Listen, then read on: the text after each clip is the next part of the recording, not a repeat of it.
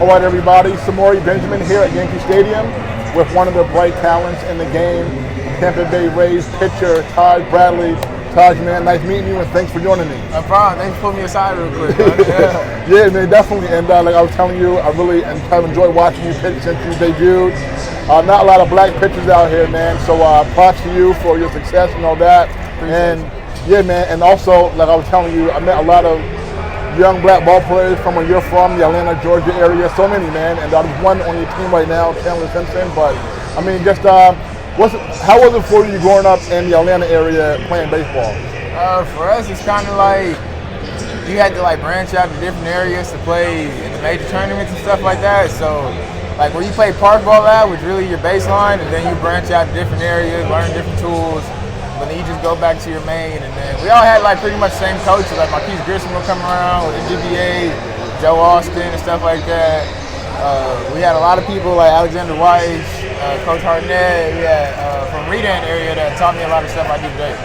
That's really cool, man. You mentioned Marquise Grissom, a big-time ball player who I grew up watching, and actually I interviewed him when I first started doing this. This was over a decade ago, and I actually just saw his son Get promoted to AAA. Yeah, with what team is it? With the Nationals, right? Yeah, the Nationals. Yeah, so that's really cool, man. And you know what? How did you first get interested in baseball coming up as a kid? I started when I was 3. But I always been a park baby because I got 2 older brothers that play football, baseball, basketball. So since then, I've been at the field with them, watching them, and I don't know, just around the house, picking up the ball and stuff like that. But once I found a love for it, I just kept the baseball on. Did you play the other sports much? Yeah, no, I started football when I was around 10, basketball a little bit earlier, because I played baseball year-round. So were you a fan of those 2 sports, or not really? Nah, not really. Football had all that hitting and stuff, and I wasn't really going for it when I got cut. I wasn't big until 10th, 11th grade. Yeah. You know what? To me, it's really interesting because I see a lot of different places, especially where I'm from here in New York, where I don't see a lot of African-American kids into baseball, but where you're from, it seems like there's a whole lot. So, I mean, growing up, how many of your black peers were into baseball? Everybody I played with, for the most part, the parks you grew up in. And then, like I said, Marquise Grissom has his own organization, NGBA. Yeah. That's a predominantly black organization that he has help around, coach kids and stuff like that. And he just kept it that way, and then just funneled information. I'll talk to him in the off season about the best pitchers to throw hitters in certain colleges and stuff like that. And then we still go back to Redan, and those coaches still fill me in on some stuff I might have forgotten, or just replay it for me real quick. Yeah, man. And I know that when you were growing up, you were playing catcher. You played catcher and outfield also? Yeah. Okay. And so at what point did you start to pitch, and how did you develop that, and what made you focus in on just that? I didn't start pitching my senior year of high school. And I don't know, my coach in high school, he randomly put me in the game for 2 innings. That kind of sparked everything. My mom came off the bench after the game. We got 2 calls from scouts. And since then, we're trying to come up with our own routine, our own delivery and stuff like that. She got me a membership to Planet Fitness to go lift weights after games and stuff. But other than that, we just kind of made it as we went along. And once we got to the Rays, I kind of started from scratch.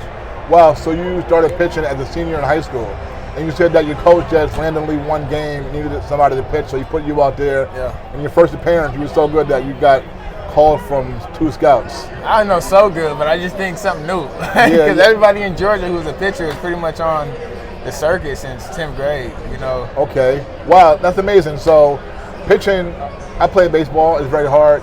So how were you able to start so late at pitching, and you got drafted out of high school, right? Right. As a pitcher? Wow. So how would you, that's quick to just start high school, senior year pitching. How were you able to get so good where you were able to get a lot of guys out, be impressive enough to get picked in the 5th round, I think, right? 5th round, so yeah. How were you able to do that? I think just athleticism. I played every other position but pitch, so they say athleticism, take it onto the mound and stuff like that. Because this is a really athletic position. I didn't think so at first, but if you know how to throw a baseball, I think you just keep it simple like that. But then when I got here, I started learning mechanics, pitch shape, arm care, running and stuff like that, health and everything. So everything came once I touched down in Port Charlotte. And that was 2018, you first got drafted, right? 2018. Okay, and so now the process, okay, so you're saying definitely you were new at pitching, the Devil Rays saw you, believed in you, and So you start your minor league journey, and they're showing you new mechanics and different tips. So how was, like your first year in the minor leagues? How was that for you, pitching against the minor leaguers? It wasn't easy, man. Like, there was a lot of failures, so I kind of took it to heart. You never really experienced that growing up, or at least that much in a new position. So I kind of took it to heart.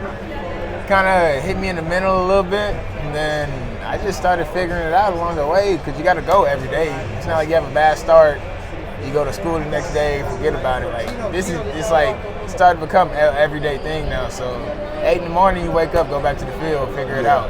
Do something different that you didn't do last time. And that kind of helped my mental, and seeing how you only fail if you don't learn nothing from it. So once I started having those rough games, I started learning from it, adding it to the routine, and then it kind of building me to who I am now. Yeah, man. What do you think gave you the most confidence while you were in the minor leagues? I had my mom, man. Like, rough games, you don't think nobody's supporting you, or you don't think you got fans or nothing like that. But she called me like, hey, I think you did great. There's a few things you need to work on a little bit. And she just kept, pumping that energy into me to where I can go out there the next day and do it all over again. Yeah, I think I saw your mom when you first debuted with the Rays. She was in the stands and she was very excited. Was your mom a baseball fan?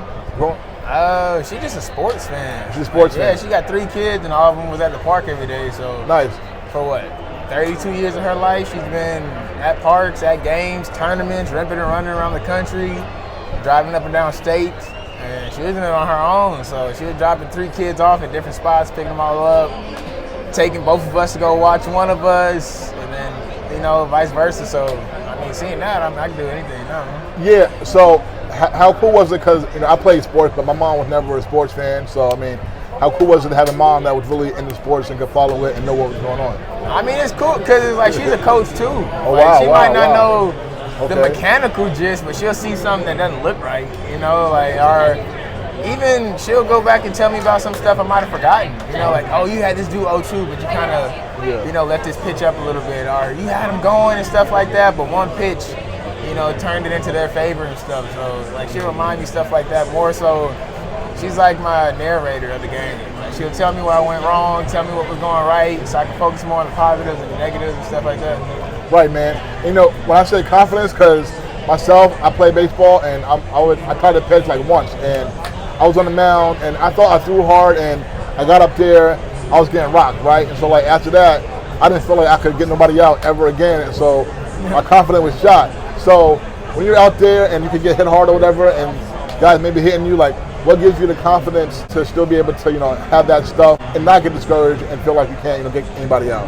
To believe you can compete. If one person do it, the next person got to do it too. So, like, you scratch that up and move on to the next. So if somebody hit you hard, double or something like that, all right, now let's see his teammate doing it. You just get back in it. At what point do you think you can make it here to the big leagues? At what point in your life?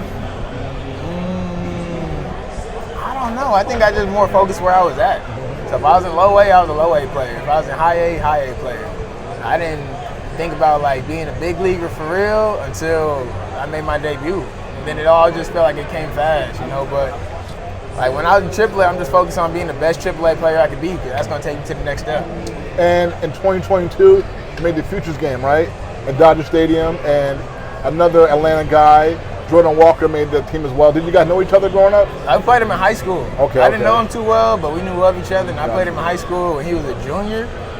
And then, we met along the way, and then, Atlanta, like, is a big city, but in the baseball community, like, once you get to a certain level, you kind of know everybody. Yeah, because let me see, like, I know C.J. Abrams is from there.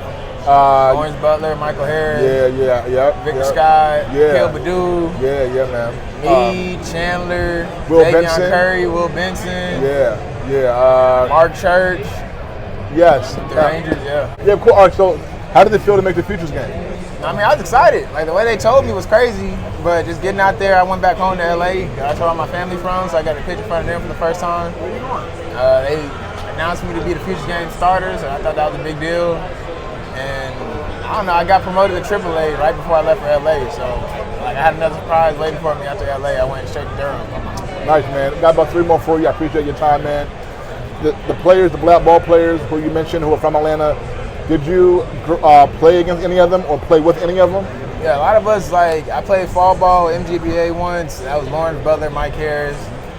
Let's see, we played in the RBI thing together. We went to the Breakthrough Series a lot. So that was like where a lot of us met if we were at different schools. So Breakthrough Series really, like you started meeting people more.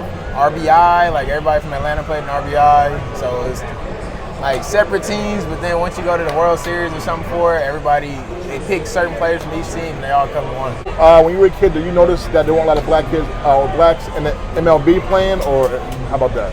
I mean, I feel like there was more blacks playing in MLB then than now. Okay. But now it's starting to creep up again. A lot of the guys in the farm systems, top prospects, young black guys in the MLB now, like making a big name for themselves. There are a lot of young black guys. So you're starting to see more and it's getting exciting, you know. But you still feel like there's more need of like getting younger guys into it. Because it's a sport that they might not see so exciting, or it's expensive to play. Like one piece of equipment is $300. And then you got to get cleats, then you got to get gloves, then you got to get uniform, then you got tournament dudes and stuff like that. So I think once we can find a way to like make it more affordable and stuff like that, then you get a lot more people in. Did you have a favorite player growing up? Yeah, Prince Fielder. Oh, Prince Fielder. Yeah, because I was like a shorter first baseman. Yeah. I was a little bigger kid. Kind of favored him a little bit too in the face. Yeah. So I was excited. Like he could move too. Like he could move. He could swing. Like that home run derby in Kansas City was crazy. Yeah. Like he had a triple one game. Like he was a Tigers. But I think he was in an All-Star game too. Oh, a few All-Star games. Yeah, I remember that. But I think that he hit it in the All-Star game. He was just like hauling ass around, getting nerves, stuff like that. It was exciting. I was like kind of upset when he had to like do that forcibly retire because of neck surgery. Oh no, he's my favorite player. You know, Prince was a legend because I remember when I was a kid and his dad, Cecil Fielder, played for the Yankees actually, and it was legendary where he was 12, he would take batting practice at the old Yankee Stadium. He would hit balls into the upper deck and all that, and then he became a player. I interviewed him a few times when he played, so that's cool, man. Okay, so now your Major League debut, what do you remember just about your Major League debut, getting that call and that first start? Really, it was my mom's birthday. Oh, your mom's birthday, the same day? My debut on her birthday, got my first win on her birthday. Okay. That was the biggest thing. When I got called up, they told me it was for like a spot start. So I really didn't think too much about it. I went up there like taking pictures of my first big league meal and shit. That was McDonald's in the hotel, and then the uniform, called my brothers right before the game, like really doing stuff that was out of character for me. Usually I get like real serious about my like stretching and stuff. I'm like, well, if I'm only up here for one day, I'm gonna live it up. Yeah. I'm just smiling at everything. I ain't really like take too much. And that's when they had that streak going. So it was like they were at like starting the season 14-0 or something like that. Oh really? Oh okay. Yeah. 2 years ago. Yeah. So on the flight, I didn't even watch the game because I didn't want to know if they won or lost. So I went in there like, all right, maybe the streak broken. I ain't gotta put too much pressure on myself. You know what? You're a very cool dude. You're very nonchalant. I'm curious how you felt, your reaction when you got drafted in 2018. Were you surprised, or how do you feel?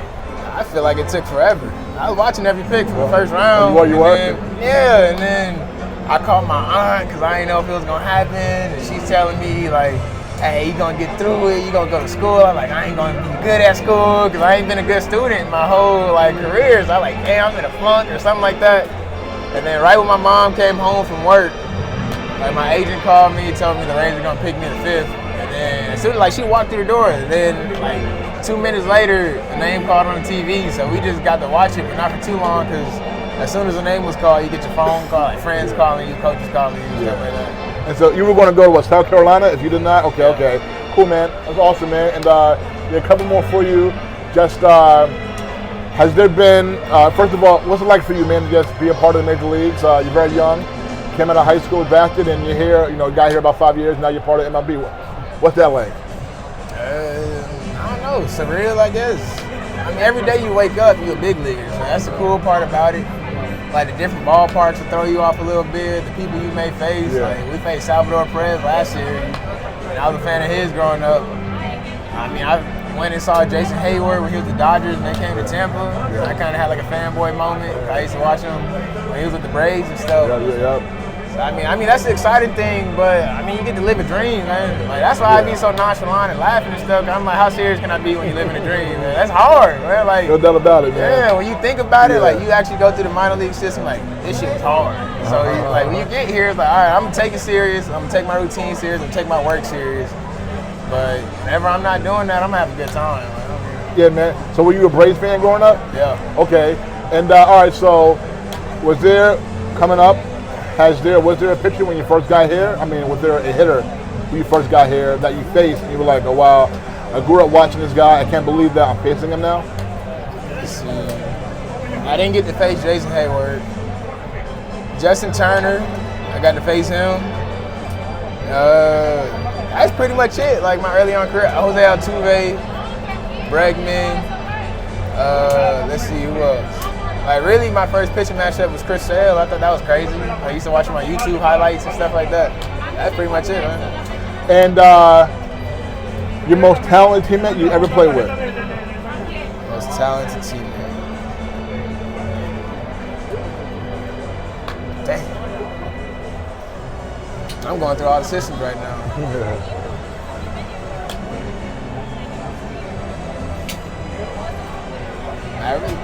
Honestly, like Aranda. Like he passed up on the interview. Really?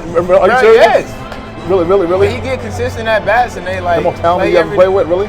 Just his hit tool. Wow. Like hitting. Like yes, he'll drive pitches in a deep count and still like put a strong swing on something. Like he puts up video game numbers. It seems like it's always exciting to see him play.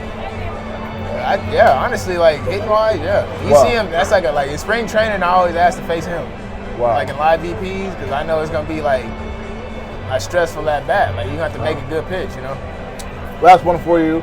What's it like? That's a really good one. Last one for you. What's it like playing here at Yankee Stadium? I played here once. I think it's cool, the fan base, the heckling and stuff like that. I like it. I mean, for the most part, I like it. I really just sit and observe a lot of stuff, but like when I'm playing, it's not easy to like take everything in. But like when you actually get to sit on the bench and watch games, like you get excited. Just because it's a big showing. People are diehard Yankees fans. They're gonna be in every pitch. It's not here just for an event. Like they're actually here to watch the game of baseball. Great, man. Taj, you've been amazing. Folks, Tampa Bay Rays pitcher Taj Bradley. Taj, man, you're a great guy. Thank you so much, man. Good luck to you. I really enjoyed talking to you, man. Thank you, man. All right, folks, we're back.